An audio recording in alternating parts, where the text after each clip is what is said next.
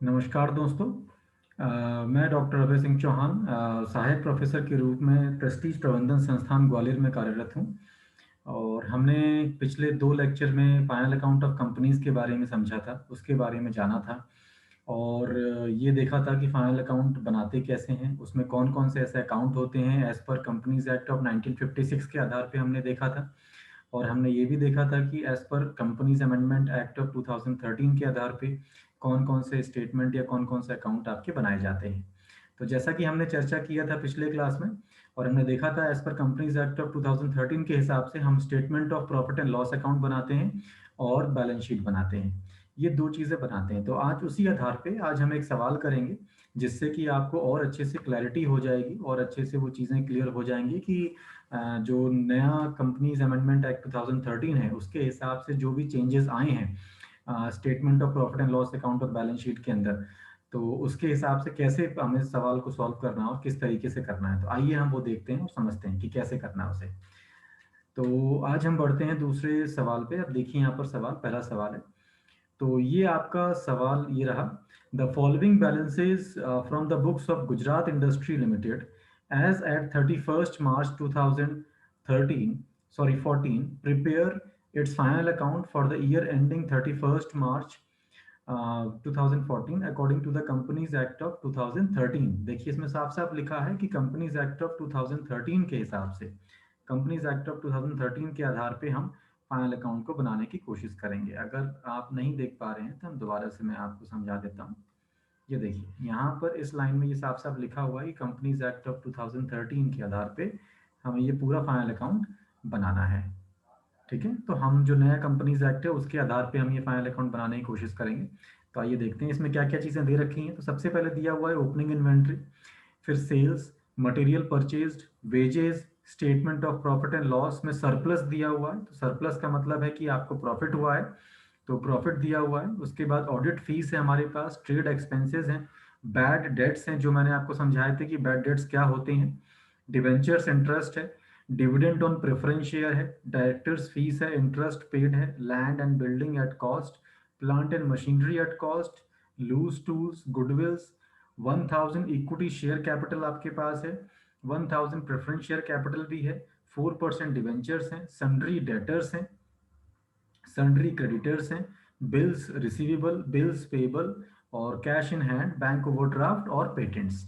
तो ये basic information दी हुई है। इसके अलावा जो एडजस्टमेंट उन्होंने की है, एडिशनल इंफॉर्मेशन जो हुई है वो हम देख लेते हैं। तो पहली एडिशनल इंफॉर्मेशन हमारे पास है, the authorised capital of a company is ₹3 lakh divided into 1500 equity shares of 100 each and 1500 3% preference shares of 100 each। ठीक है, ऑथराइज्ड कैपिटल जो भी है कंपनी की, उसको उन्होंने 3 लाख रुपए की जो कैपिटल थी उसको उन्होंने नंबर ऑफ इक्विटी शेयर्स में डिवाइड किया है। 1500 इक्विटी शेयर्स ऑफ 100 रुपए के हिसाब से और 1500 इक्विटी शेयर्स प्रेफरेंस शेयर के 3% प्रेफरेंस शेयर वाले 100 रुपए के हिसाब से। सेकेंड पॉइंट हमारे पास है inventories as on 31st March 2013। जो हमारी इन्वेंट्रीज हैं वो 28,320 रुपए है, मतलब क्लोजिंग इन्वेंट्री की बात कर रहा है। तो 31 मार्च को हमारा साल खत्म होता है, तो हम क्लोजिंग की बात कर रहे हैं कि हमारी क्लोजिंग, क्योंकि ओपनिंग इन्वेंट्री आप देखिए ऊपर सबसे पहली लाइन में सबसे पहला जो स्टेटमेंट आइटम है वो ओपनिंग इन्वेंट्री का दिया हुआ है और 31 मार्च 2014 को क्लोजिंग इन्वेंट्री की बात करेगा वो। थर्ड पॉइंट देखते हैं, goods worth ₹1500 sent on sale on return basis to customers have been treated as sales in the books at a price of 2000। तो जो भी गुड्स है 1500 रुपए का, उसको उन्होंने रिटर्न बेसिस पे उन्होंने सेल किया एंड कस्टमर उसको ट्रीट करेगा एज सेल्स के रूप में ही। और प्राइस जो उसने पे की है वो पे की है 2000 रुपए। ठीक है, तो इसके लिए उसने बोला है नो एडजस्टमेंट एंट्री, ये अलग से बोला है no adjustment entry has been pass to rectify the position.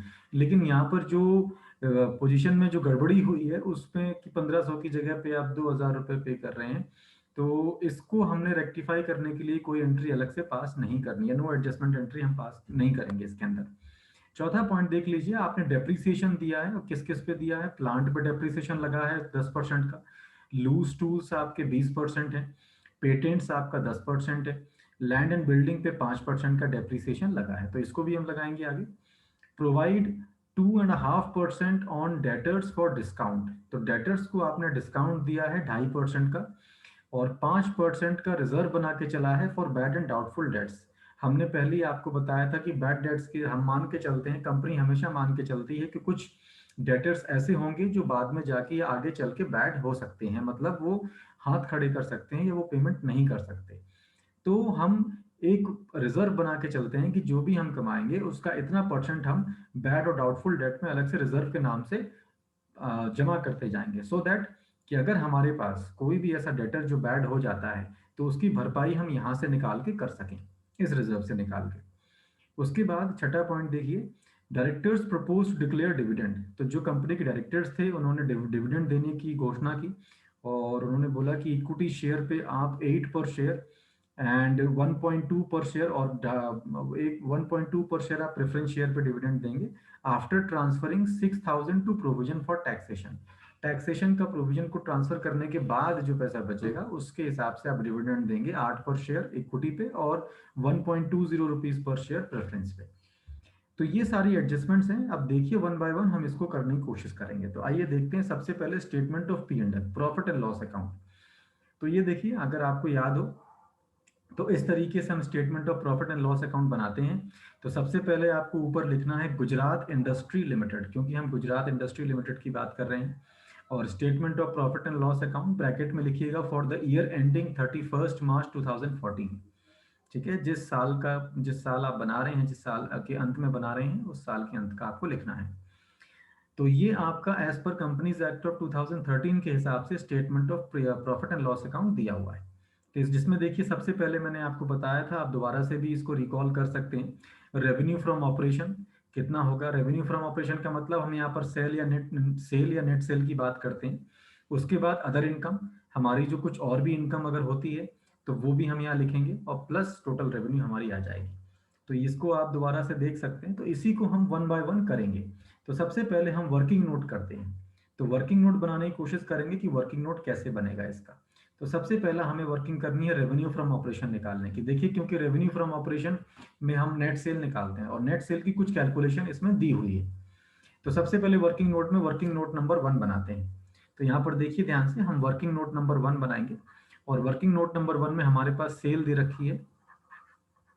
ठीक है, सेल्स हमारे पास दे रखी थी 1,44,680, और इसमें से हम माइनस कर देंगे जो हमारे पास गुड्स या सेल्स रिटर्न हमारे पास आया है। तो हमारे पास जो भी सेल्स रिटर्न हुई है उसको हम यहाँ से माइनस कर देंगे। तो यहाँ पर सेल्स रिटर्न आपके पास 2,000 रुपए की थी, जो आपने एडजस्टमेंट में देखी थी।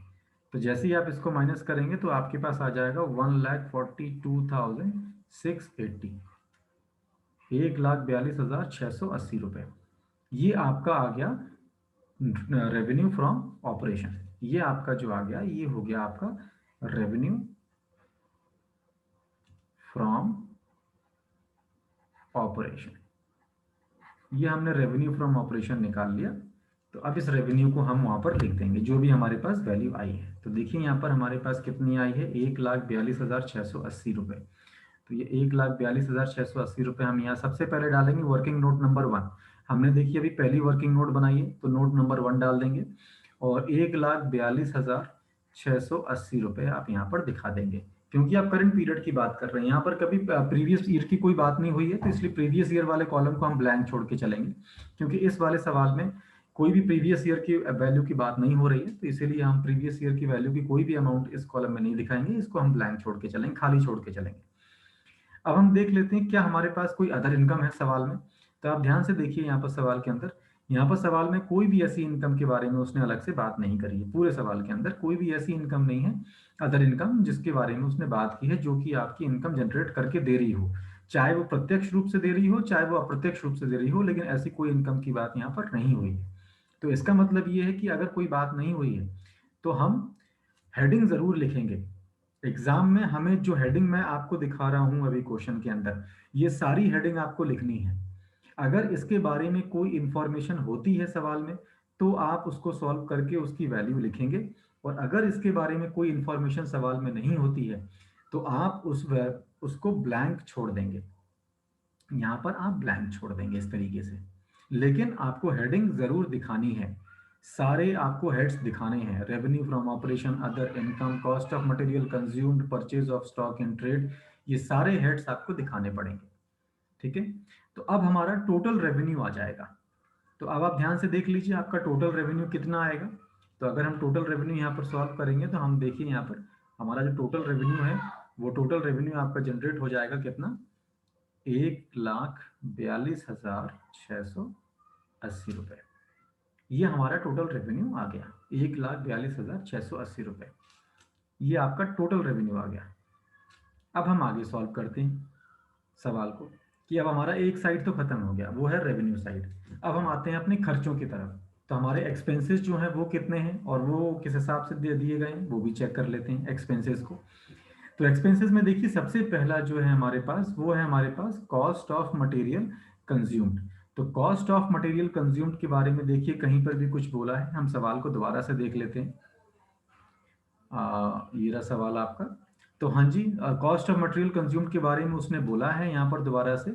और देखिए क्या है, वो है आपका मटेरियल परचेज्ड। ये देखिए साफ साफ यहाँ लिखा हुआ है मटेरियल परचेज्ड, ये आया पॉइंट। ये है आपका कॉस्ट ऑफ मटेरियल कंज्यूम्ड।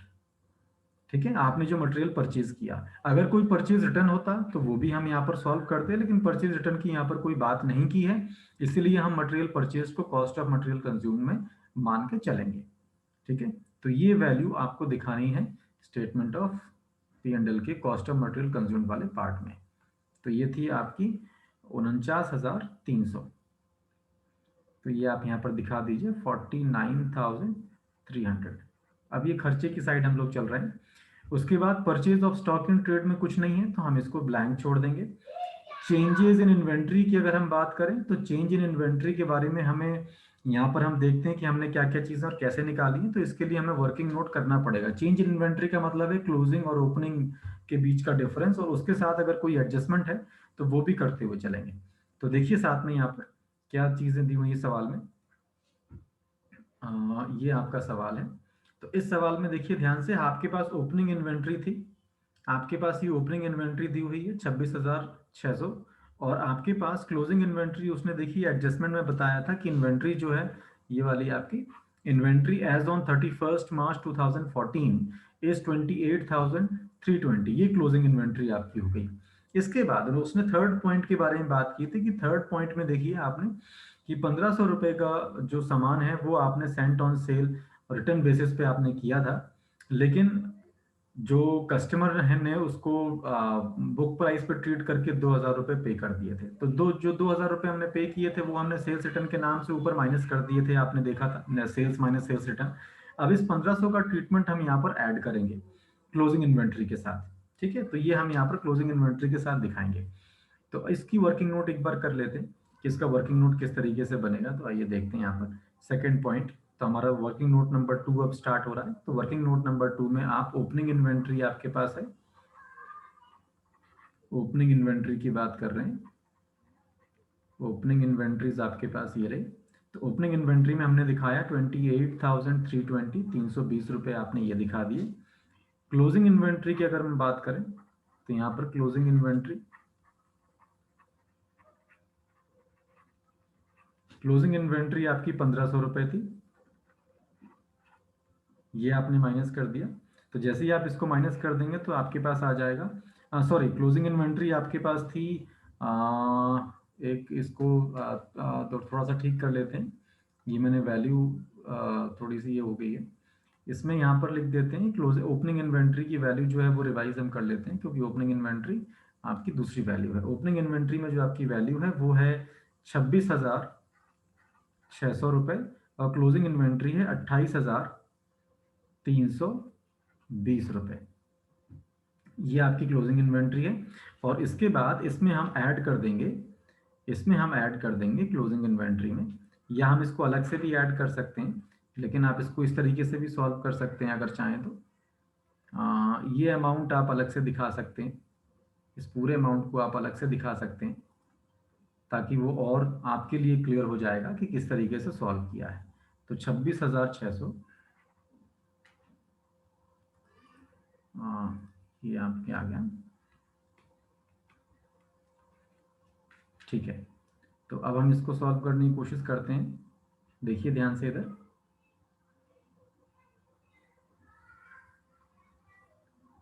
जी दोस्तों, तो आप ये देख सकते हैं यहाँ पर कि ओपनिंग इन्वेंट्री आपकी 26,600 थी, क्लोजिंग इन्वेंट्री आपने 28,320 रुपये आपके थे, लिखे थे ऑलरेडी, और सेल्स रिटर्न में आपने 1,500 रुपये और उसमें ऐड कर दिए। तो टोटल आपकी क्लोजिंग इन्वेंट्री आ जाएगी 29,820। तो 26,600 में से 29,820 अगर आप माइनस करेंगे तो आपके पास माइनस की आएगी इन्वेंट्री का अमाउंट, और माइनस की इन्वेंट्री का अमाउंट बैठेगा 3,220 रुपये का। इतना अमाउंट आपका माइनस का बैठेगा।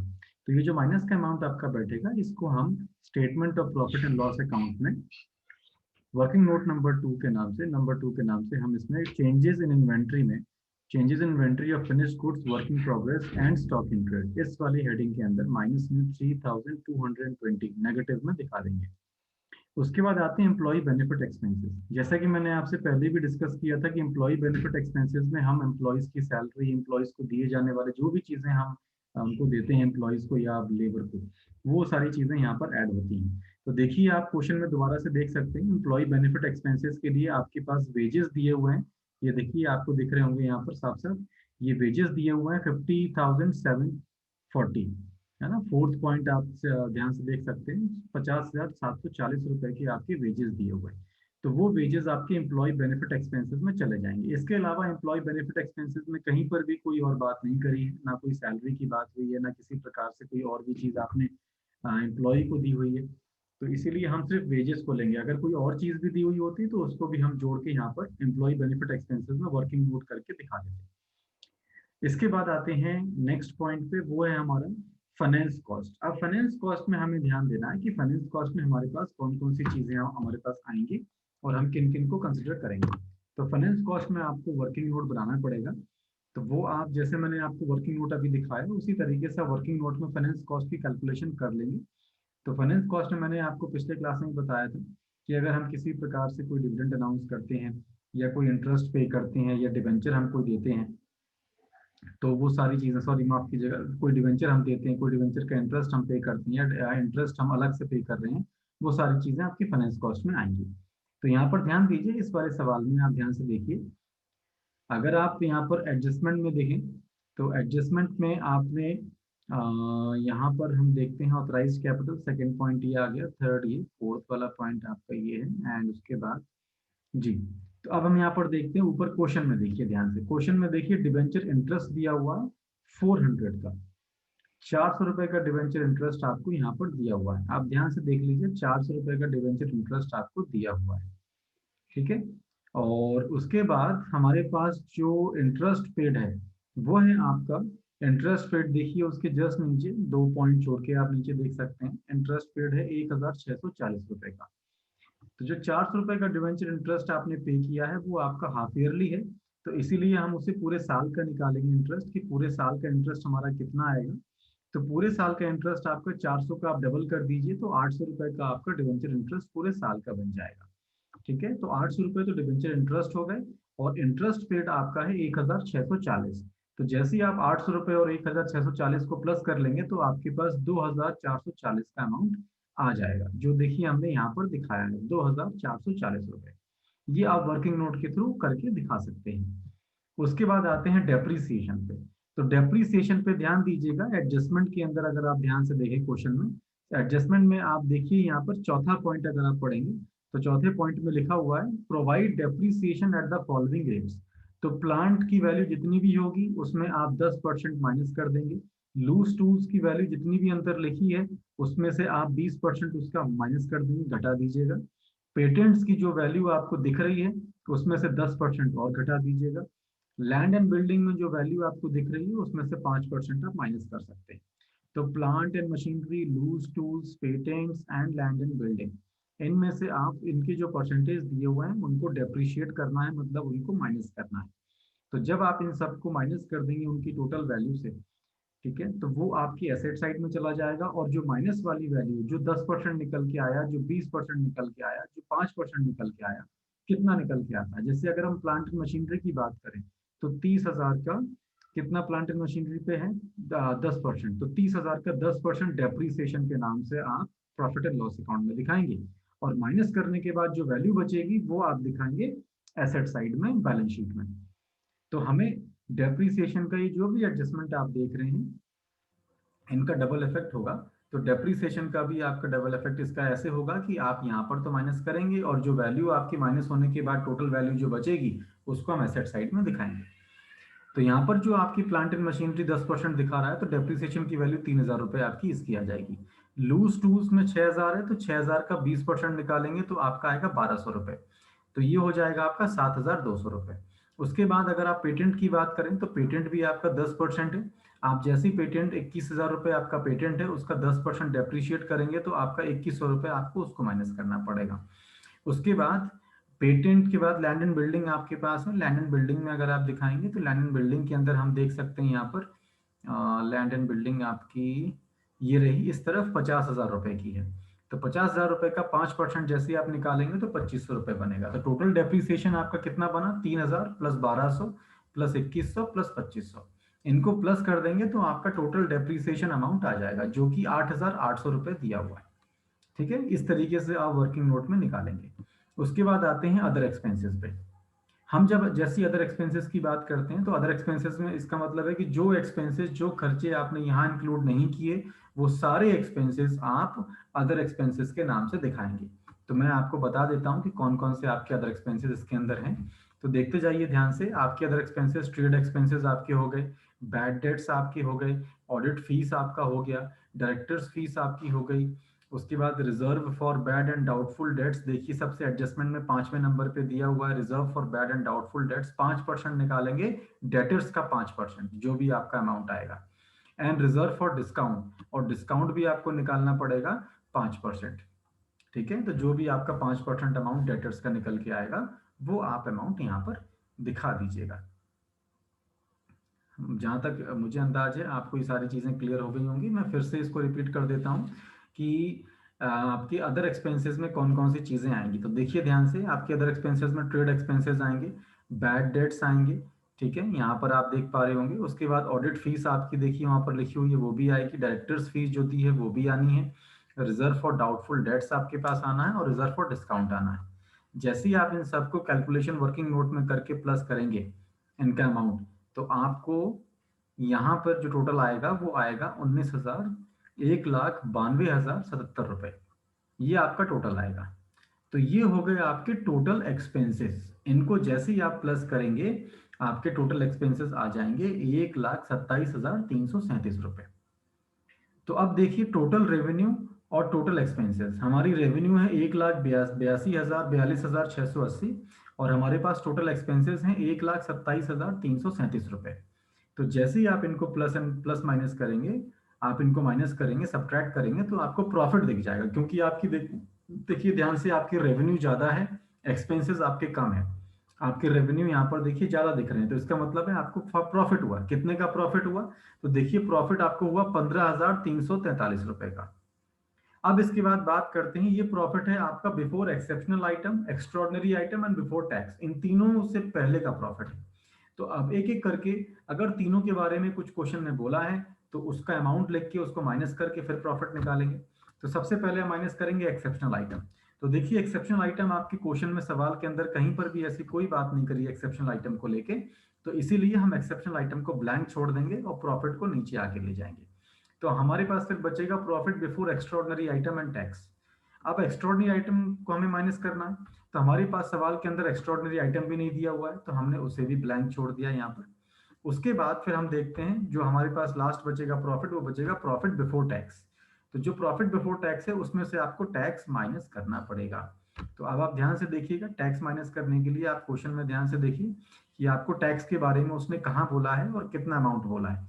तो देखिए सबसे लास्ट में बोला है उसने दैट डायरेक्टर्स, 6th पॉइंट आप देखिए, 6th point, directors propose to declare dividend on equity shares at 8 per share and 1.2 पर share on preference shares after transferring 6,000 to provision for taxation. मतलब 6,000 रुपए का आपका करंट टैक्स आपको यहाँ पर पे करना है। ठीक है, तो ये 6,000 रुपए का करंट टैक्स हम यहाँ पर पे करेंगे।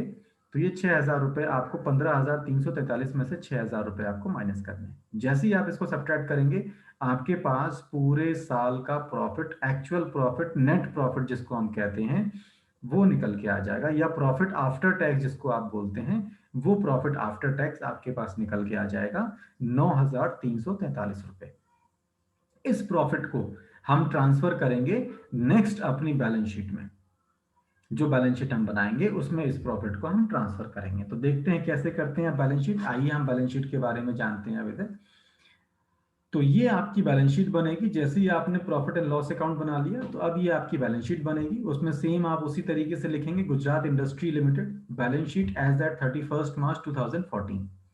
अब यहाँ पर हमें एक एक करके फिर से देखना है कि अब हमारे पास जो आइटम बचे हैं, वो सारे आइटम जो आपके सवाल में बच गए हैं, वो सारे आइटम आपके बैलेंस शीट के हैं। ठीक है, तो अब यहाँ पर हम शेयर कैपिटल के बारे में बात करते हैं कि शेयर कैपिटल को किस तरीके से हम निकालेंगे। कि हमारे पास देखिए पहला है इक्विटीज एंड लायबिलिटी साइड। अब इक्विटी एंड लायबिलिटी साइड में भी आपके पास शेयर होल्डर फंड पहला हेडिंग है।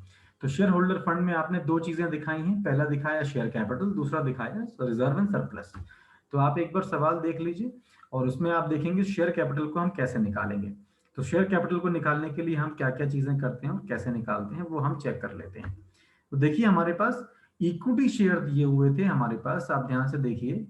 अगर हम क्वेश्चन को ध्यान से देखें तो ऊपर देखिए 1000 इक्विटी शेयर कैपिटल 40,000 रुपए का और 1000 प्रेफरेंस शेयर कैपिटल 40,000 रुपए के। हमारे इक्विटी शेयर कैपिटल 40,000 रुपए के हैं और हमारे प्रेफरेंस शेयर कैपिटल भी 40,000 रुपए के हैं। तो इसका मतलब दोनों को मिला के टोटल शेयर कैपिटल कितना बना, 80,000 रुपए का। तो 80,000 रुपए की कैलकुलेशन आप करेंगे वर्किंग नोट नंबर 1 डाल के, और वो आप यहाँ पर दिखा देंगे 80,000 रुपीज। ठीक है, अब आते हैं रिजर्व एंड सरप्लस पे कि रिजर्व एंड सरप्लस में हमारे पास कौन कौन सी चीजें आती हैं। तो रिजर्व एंड सरप्लस में देखिए सबसे पहला आता है कि जो प्रॉफिट आपने निकाला था प्रॉफिट एंड लॉस अकाउंट में 9,343 रुपए का, उस प्रॉफिट को तो आप यहाँ पर ट्रांसफर करेंगे। और इसके अलावा अगर कोई प्रॉफिट पहले से बचा था तो वो प्रॉफिट भी आपका रिजर्व एंड सरप्लस के कैटेगरी में आएगा। और इसके अलावा अगर कोई और रिजर्व है, जनरल रिजर्व वगैरह कुछ भी दिया हुआ है रिजर्व के नाम से, तो वो अमाउंट भी आप यहाँ पर दिखाएंगे। तो हम देखते हैं सवाल में हमारे पास एक तो प्रॉफिट 9,343 रुपए का हम ट्रांसफर करेंगे ही करेंगे क्योंकि वो प्रॉफिट एंड लॉस अकाउंट में से आया था। अब दूसरा एक यहाँ पर आपको देखिए प्रॉफिट, हम देख लेते हैं यहाँ पर कोई प्रॉफिट अगर आपको दिया हुआ है यहाँ पर कि नहीं दिया हुआ है। तो आप देखिए ध्यान से, वेजेस हो गए, स्टेटमेंट ये रहा आपके पास, statement of profit and loss surplus में दिया हुआ है बैलेंस। तो ये बैलेंस प्रॉफिट आपको पहले से दिया हुआ है 2,680 रुपए का। इसको हम और ले लेंगे और जोड़ देंगे उस प्रॉफिट के साथ। इसके अलावा कोई रिजर्व की बात की है तो देखिए पूरे सवाल में कहीं पर भी किसी रिजर्व के बारे में बात नहीं की गई। तो इसका मतलब हमारे पास सिर्फ दो प्रॉफिट हैं, एक प्रॉफिट जो हमने निकाला और एक प्रॉफिट जो पहले से दिया हुआ था। इन दोनों प्रॉफिट को आप जोड़ लेंगे तो रिजर्व एंड सरप्लस आपके पास आ जाएगा। तो जैसे ही आप इन दोनों प्रॉफिट को जोड़ेंगे आपके पास रिजर्व एंड सरप्लस आपके सामने दिख जाएगा। यहाँ पर रिजर्व एंड सरप्लस में हाँ, आपके पास रिजर्व एंड सरप्लस यहाँ पर दिख जाएगा 1,623 रुपए का। आप इनको जोड़ के देख लीजिए तो यहाँ पर आपको ये चीजें दिख जाएंगी। उसके बाद 12,623 का, या माफ कीजिएगा ये 12,623 रुपए है, आप इसको देख लीजिएगा। तो ये 12,623 रुपए का आपके पास रिजर्व एंड सरप्लस आपको दिख जाएगा। अब आते हैं, आगे बढ़ते हैं। तो जैसे ही हम आगे बढ़ेंगे तो हमारे पास share application money pending allotment, ये एक नया टॉपिक जो इसमें ऐड हुआ था, एक नया आइटम इसमें ऐड हुआ था as per companies act of 2013 के आधार पे, share application money pending allotment. तो share application money pending allotment का मैंने आपको समझाया था पहले भी कि जब कभी कोई इंसान, आप जो शेयर होल्डर है, जो स्टेक होल्डर है, जो आपकी कंपनी में इंटरेस्टेड है, आप उससे कोई सामान उधार परचेज करते हैं और आप उसको पेमेंट नहीं कर पाते, या फिर वो ऐसा होता है कि जब वो आपके पास आता है शेयर खरीदने के लिए और आपके पास शेयर नहीं होते, लेकिन आप नहीं चाहते कि वो इंसान वापस चला जाए, आप उसको अपनी कंपनी का हिस्सा बनाना चाहते हैं, तो आप क्या करते हैं कि आप उसको एक वारंटी इशू कर देते हैं, share money received against share warrants के नाम से। उसी प्रकार से जो मैंने आपको एक डिस्कस किया था, उसी प्रकार से ये नया share application money pending allotment में, जैसे मान लीजिए शेयर एप्लीकेशन मनी आपके पास आ गई है लेकिन आपने वो शेयर अलॉट नहीं किए शेयर होल्डर्स को, आपके पास एप्लीकेशन रिसीव हो गई है लेकिन आपने शेयर अलॉट नहीं किए, शेयर होल्डर्स को, तो वो पैसा आपका यहाँ पर आ जाएगा, वो पैसा आप यहाँ पर दिखाएंगे। अगर कोई भी ऐसा है, आप जब शेयर इशू करेंगे मार्केट में और लोगों की तरफ से आपके पास एप्लीकेशन मनी आ चुकी है लेकिन अभी तक उनको शेयर अलॉट नहीं किए हैं, तो वो पैसा आप यहाँ पर दिखाएंगे लाइबिलिटीज में, क्योंकि वो आपकी जिम्मेदारी है, आपको उनको अलॉट करना है। ठीक है, तो वो आपकी जिम्मेदारी है, तो तब तक आप लाइबिलिटी साइड में उसको दिखाएंगे। तो इस पूरे सवाल में कहीं पर भी ऐसा कुछ भी नहीं था, इसीलिए मैंने इसको ब्लैंक छोड़ा है। आप ध्यान से देखिए, यहाँ पर इस प्रकार से कोई भी बात उसने नहीं की थी, इसलिए हमने इसको खाली छोड़ा है। बाकी देखते हैं आगे अब सवाल के अंदर नेक्स्ट पॉइंट हमारा क्या है। तो नेक्स्ट पॉइंट में आते हैं नॉन करेंट लाइबिलिटीज, वो लाइबिलिटीज जहां पर आप 1 साल की ऊपर की बात चल रही है। तो देखिए ध्यान से, क्वेश्चन में, सवाल में आप देख सकते हैं, सवाल में यहाँ पर डिवेंचर की बात की गई है। आप देखिए ध्यान से, यहाँ पर सवाल में डिवेंचर की बात की गई है, तो वो डिवेंचर जो आपके पास है उसको हम यहाँ पर दिखाएंगे, और डिवेंचर के अलावा देखते हैं उसके बाद क्या और बात की गई। तो डिवेंचर की बात की गई 4% डिवेंचर, तो 4% डिवेंचर आपके 20,000 रुपए के हैं। चाहे तो आप यहाँ पर दोबारा से देख सकते हैं, 4% डिवेंचर आपके 20,000 रुपए के आपको दिखा रहा है, ये देखिए यहाँ पे। तो वो आपको वहां पर डिवेंचर के नाम से दिखाना है, क्योंकि आपने किसी ने डिवेंचर अगर आपने इशू किया है मार्केट में, तो वो लंबे समय के लिए किया है, वो 1 साल से ऊपर का समय उसका होता है डिवेंचर का हमेशा, तो इसलिए वो हमेशा लॉन्ग टर्म बोरोइंग के नाम से आप 4% डिवेंचर नॉन करेंट लाइबिलिटीज के हेडिंग में दिखाएंगे। अब आते हैं नेक्स्ट वन, दूसरी हमारे पास आती है करंट लाइबिलिटी। करंट लाइबिलिटीज में देखिए, करंट लाइबिलिटी का मतलब होता है कि ऐसी लाइबिलिटीज जो कि आपकी 1 साल के अंदर तक की होती हैं।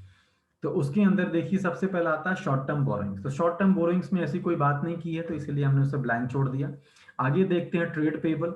ट्रेड पेबल में आप देखिए ध्यान से, ट्रेड पेबल में हमारे पास 2 चीजें हमारे पास आई हैं, वो हम देख लेते हैं कैसे कैसे इसने बात की है, तो वो हम सवाल में देखेंगे तभी समझ में आएगा। तो ट्रेड पेबल में देखिए आपके पास एक सन्ड्री क्रेडिटर्स थे और एक बिल्स पेबल था। ट्रेड पेबल हमेशा 2 चीजों से बनता है, एक क्रेडिटर से और एक बिल्स पेबल से। उसी तरीके से ट्रेड रिसीवेबल हमेशा 2 चीजों से बनता है, एक डेटर से और एक बिल्स रिसीवेबल से। इन दोनों को जब मिला देंगे तो ट्रेड रिसीवेबल हो जाएगा, और ट्रेड पेबल में आप क्रेडिटर्स और बिल्स पेबल को मिला देंगे तो ट्रेड पेबल हो जाएगा। तो क्रेडिटर्स और बिल्स पेबल, इन दोनों की वैल्यू को आप जैसे ही प्लस कर लेंगे तो वो ट्रेड पेबल आपका निकल के आ जाएगा। तो देखिए यहाँ पर 7,120 और प्लस 2,500 रुपए, 9,620 रुपए आपके ट्रेड पेबल पे आ गए। अब आपके पास बचा other current liabilities. Other current liabilities में हमारे पास क्या क्या चीजें आती हैं, तो अदर करंट लाइबिलिटीज में देखिए क्वेश्चन में क्या क्या है। तो यहाँ पर देखिए ध्यान से, बैंक ओवरड्राफ्ट है, हमने बैंक से पैसा निकाला, हमें उसको चुकाना है, तो वो आपकी अदर करंट लाइबिलिटी का हिस्सा होगा। उसके बाद आउटस्टैंडिंग इंटरेस्ट आपके पास है, जो डिवेंचर पे आपने निकाला था, आउटस्टैंडिंग इंटरेस्ट 400 रुपए। देखिए ध्यान से, डिवेंचर इंटरेस्ट 400 आपने दिखाया था, वो आपको दिखाना है। प्रपोज डिविडेंड, आपने जो डिविडेंड प्रपोज किया था कि भैया आप डिविडेंड देंगे, ठीक है, तो प्रेफरेंस शेयर पे आप 1.2 पर शेयर के हिसाब से देंगे, और इक्विटी पे आपने बोला था 8 रुपीज पर शेयर के हिसाब से आप देंगे। ध्यान से देखिए आप, है ना, प्रपोज डिविडेंड आपने बोला था 1.2, तो 1000 से 1.2 जैसे आप मल्टीप्लाई करके देखेंगे तो आपको 1200 रुपए यहाँ दिख जाएंगे, और 8 पर शेयर के हिसाब से आपने दिया था, तो हर उस शेयर पे आप 8 रुपए का डिविडेंड देंगे, तो वो आपका 8,000 रुपए वहां पर आ जाएगा, तो मतलब 9,200 रुपए का आप प्रपोज डिविडेंड पे करेंगे। ठीक है, तो सबसे पहला बैंक ओवरड्राफ्ट, फिर उसके बाद आउटस्टैंडिंग इंटरेस्ट ऑन डिवेंचर, फिर प्रपोज डिविडेंड, ये तीनों आपकी अदर करंट लायबिलिटी के हिस्सा हैं। तो आप अदर करंट लायबिलिटीज में इन तीनों को दिखा देंगे, तो जैसे ही दिखाएंगे आपके पास एक अमाउंट आ जाएगा 39,880 रुपए। और हमारे पास एडजस्टमेंट में प्रोविजन फॉर टैक्सेशन जो मैंने आपको दिखाया था 6,000 रुपए का, उसकी डबल इफेक्ट होगा, क्योंकि एडजस्टमेंट एंट्री का हमेशा डबल इफेक्ट होता है, उसका हमेशा डबल इफेक्ट होता है, उसको उसका ट्रीटमेंट हमेशा 2 बार होगा। एक बार आप इसका treatment profit and loss account में करंट टैक्स के नाम से दिखा चुके हैं, यहाँ पर आपको प्रोविजन फॉर टैक्सेशन के नाम से लायबिलिटी में भी आपको दिखाना है, क्योंकि आपने प्रोविजन बना के रखा था, तो वो शॉर्ट टर्म प्रोविजन था, वो साल भर के अंदर पूरा होना था, तो इसलिए 6,000 रुपए आपको यहाँ पर दिखाना पड़ेगा। ये जो हिस्सा है ये आपका आ गया लायबिलिटी का। तो लायबिलिटी टोटल आज जैसे आप करेंगे तो आपके पास टोटल आ जाएगा 1,57,123, 1,57,123 रुपए आपके पास लायबिलिटी आ जाएगी। अब बढ़ते हैं आगे। अब जैसे ही हम बात करते हैं एसेट्स की, तो एसेट्स में देखिए आपके पास टेंजिबल और इंटेंजिबल नॉन करंट एसेट्स की बात करेंगे, जो कि 1 साल के ऊपर के एसेट्स होते हैं, जो हमें 1 साल से ऊपर पैसा कमा के दे सकते हैं, लंबे समय तक चलने वाले एसेट जो होते हैं उनकी हम बात करते हैं। तो उसमें टेंजिबल एसेट्स की हम बात करेंगे। तो टेंजिबल एसेट्स में देखिए, मैंने आपको बताया था डेप्रीसिएशन, आपने कैलकुलेट किया था प्रॉफिट एंड लॉस अकाउंट में डेप्रीसिएशन। मैंने बोला था जितना जितना डेप्रीसिएशन आप निकाल के लेके आ रहे हैं, आप एसेट्स में से जो भी आपके एसेट्स हैं उनमें से उन डेप्रीसिएशन वैल्यू को माइनस करते जाएंगे। अब वो काम आपको यहाँ करना है। तो लैंड एंड बिल्डिंग पे आपने जो भी डेप्रीसिएशन निकाला था वो आप लैंड एंड बिल्डिंग से माइनस कर दीजिए। उसके बाद फिर आपने प्लांट एंड मशीनरी से जो डेप्रीसिएशन निकाला था आप वो वहां से माइनस कर दीजिए। ठीक है, उसके बाद पेटेंट से जो आपने डेप्रीसिएशन निकाला था उसको भी आप माइनस कर देंगे इस तरीके से। तो लैंड एंड बिल्डिंग और प्लांट एंड मशीनरी हमारे टेंजिबल पोर्शन होते हैं। तो टेंजिबल में जैसे ही आप कैलकुलेशन करेंगे तो 74,500 रुपए का टेंजिबल एसेट्स आपको दिख जाएगा माइनस करने के बाद। इनटेंजिबल एसेट्स में दो चीजें आपके पास हैं सवाल के अंदर, पहला है गुडविल और दूसरा है पेटेंट्स। इनटेंजिबल एसेट्स के अंदर एक तो गुडविल है, गुडविल के बारे में उसने कहीं और कुछ नहीं बोला, सिर्फ उसका अमाउंट लिखा हुआ है 15,000 रुपए, तो वो हम दिखा देंगे। पेटेंट्स के बारे में उसने डेप्रीसिएशन लगाया था पेटेंट्स पे, आप ध्यान से देखिए, पेटेंट्स पे डेप लगा था 10% का, तो हम 21,000 रुपए पे 10% का डेप मतलब 2100 रुपए उससे माइनस कर देंगे। तो 15,000 रुपए वो प्लस पेटेंट्स का डेप माइनस करने के बाद जो वैल्यू आएगी वो, दोनों आपके टेंजिबल एसेट्स इनटेंजिबल एसेट्स का हिस्सा है, इनको प्लस करके इनटेंजिबल एसेट्स में आप दिखा दीजिएगा। तो ये आपके हो जाएंगे 33,900 रुपए इनटेंजिबल एसेट्स में। अब आते हैं करंट एसेट्स के बारे में बात करते हैं। तो करंट एसेट्स में सबसे पहला आता है करंट इन्वेस्टमेंट। क्या हमने कोई ऐसी इन्वेस्टमेंट की है जो कि एक साल के अंदर तक हमें रिटर्न निकाल के देगी और फायदा करेगी? तो ऐसी कोई इन्वेस्टमेंट हमने सवाल में नहीं की है, इसीलिए हम उसको ब्लैंक छोड़ देंगे उस वाले पोर्शन को। इन्वेंट्रीज की जो हमने बात की थी, इन्वेंट्रीज आप ध्यान से देख सकते हैं, इन्वेंट्रीज की बात जो हमने की थी ओपनिंग एंड क्लोजिंग इन्वेंट्री, तो उसको हमने सॉल्व कर दिया यहाँ पर 28,320 और उसके बाद 1,500 रुपए वो हमने अलग से माइनस कर दिए। तो जैसे ही हमने ये माइनस कर दिए, आप सॉरी प्लस कर दिए क्लोजिंग इन्वेंट्री, तो क्लोजिंग इन्वेंट्री का आपका डबल इफेक्ट होगा क्योंकि क्लोजिंग इन्वेंट्री आपकी एडजस्टमेंट में दे रखी थी, तो इसका हम डबल इफेक्ट करेंगे। तो क्लोजिंग इन्वेंट्री प्लस 1,500 रुपए जो आपने अलग से दिखाए थे 29,820 रुपए वो आपको यहाँ पर दिखाने पड़ेंगे। अब हम आगे बढ़ते हैं ट्रेड रिसीवेबल पे। ट्रेड रिसीवेबल मैंने आपको फिर से बताया था कि ट्रेड रिसीवेबल में हम दो चीजें ऐड करते हैं, एक डेटर्स और प्लस बिल्स रिसीवेबल। तो ट्रेड रिसीवेबल में आप एक डेटर्स ऐड करेंगे और दूसरा आप एक बिल्स रिसीवेबल ऐड करेंगे। ये दोनों को जैसे ही आप ऐड करेंगे तो 13,383 रुपए का आपका ट्रेड रिसीवेबल आ जाएगा।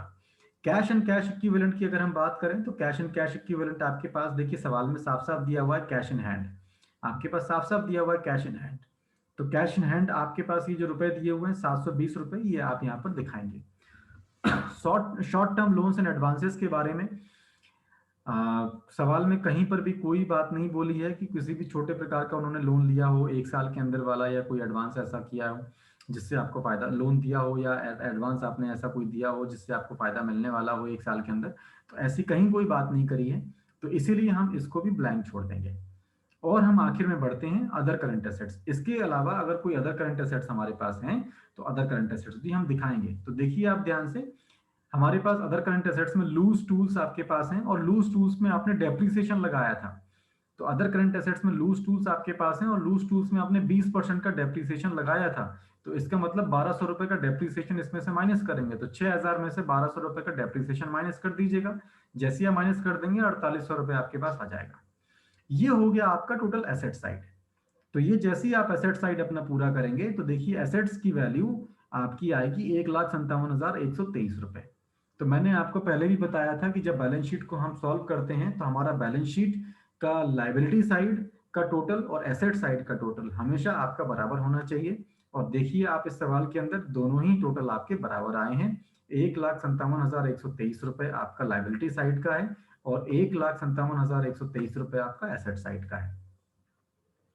तो इस प्रकार से हम profit and loss account, statement of profit and loss account और बैलेंस शीट, हम ये दो चीजें बनाते हैं as per companies act of 2013। इसमें हम ट्रेडिंग अकाउंट नहीं बनाते हैं। ट्रेडिंग अकाउंट को इन्होंने statement of profit and loss account के साथ ही ट्रेडिंग अकाउंट के आइटम को उसके साथ ही मर्ज कर दिया है। तो इसका मतलब ये है कि सारे डायरेक्ट मतलब प्रत्यक्ष खर्चे और अप्रत्यक्ष खर्चे, सारे प्रत्यक्ष इनकम और अप्रत्यक्ष आय जो हम कहते हैं, ये सारी चीजें आपकी प्रॉफिट एंड लॉस अकाउंट में ही आएंगी, कहीं अलग से नहीं आएंगी। उसी प्रकार से बैलेंस शीट को भी इन्होंने वर्टिकल फॉर्मेट में दिया है और इसको भी आपने लाइबिलिटीज और एसेट साइड में कैटेगराइज किया था। इसमें कहीं कोई ज़्यादा चेंज नहीं आया है, सिर्फ दो एक नए आइटम आपके ऐड हुए हैं। एक हुआ है share application money pending allotment, और दूसरा हुआ है money received against share warrant. तो money received against share warrant के बारे में इस कुछ सवाल में कोई बात नहीं की, तो इसलिए हमने उसको लिखा नहीं। और share application money pending allotment के बारे में भी कोई बात नहीं की, तो इसलिए हमने इसको लिख के ब्लैंक छोड़ दिया, बिकॉज ये हेडिंग है। और मैंने बताया था आपको कि हम हेडिंग सारी लिखते हैं, क्योंकि हेडिंग को हम नहीं छोड़ सकते, हेडिंग हमें सारी लिखनी है। अगर उसके बारे में कोई जानकारी दी है तो हम उसको लिखेंगे, और अगर नहीं दी है तो हम उसको ब्लैंक छोड़ देंगे, लेकिन हेडिंग हमें लिखनी पड़ेगी। तो हम आशा करता हूं दोस्तों कि आपको हमारा आज का ये लेक्चर पसंद आया होगा, और इस सवाल के थ्रू आपको फाइनल अकाउंट के बारे में थोड़ी सी जानकारी और मिली होगी, और आप अच्छे से सवाल आगे कर पाएंगे।